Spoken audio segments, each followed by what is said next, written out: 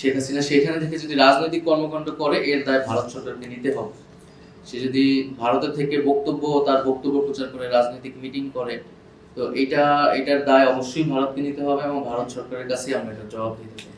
আর সর্বোপরি আমি বলবো যে আমরা মাঠে আছি, ফেব্রুয়ারি মার্চ ছাত্র জনতা মাঠে থাকবে, রাজপথ তাদের দখলেই থাকবে।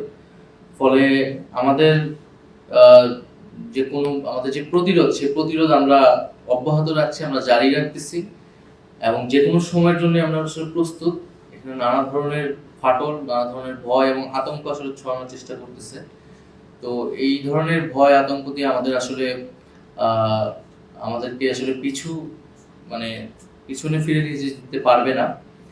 এবং আমরা ইন্ডিয়ান গভর্নমেন্টকেও এর আগেও বলেছি, আবারও বলবো বা বলতেছি যে তারা শেখ হাসিনাকে আশ্রয় দিচ্ছে, এটা তাদের একটা ব্যাখ্যা আছে। আমরা আমাদের জায়গা থেকে, কূটনৈতিক জায়গা থেকে, আইনি জায়গা থেকে শেখ হাসিনাকে ফেরত যাবো, কিন্তু শেখ হাসিনা সেখানে থেকে যদি রাজনৈতিক কর্মকাণ্ড করে এর দায় ভারত সরকারকে নিতে হবে।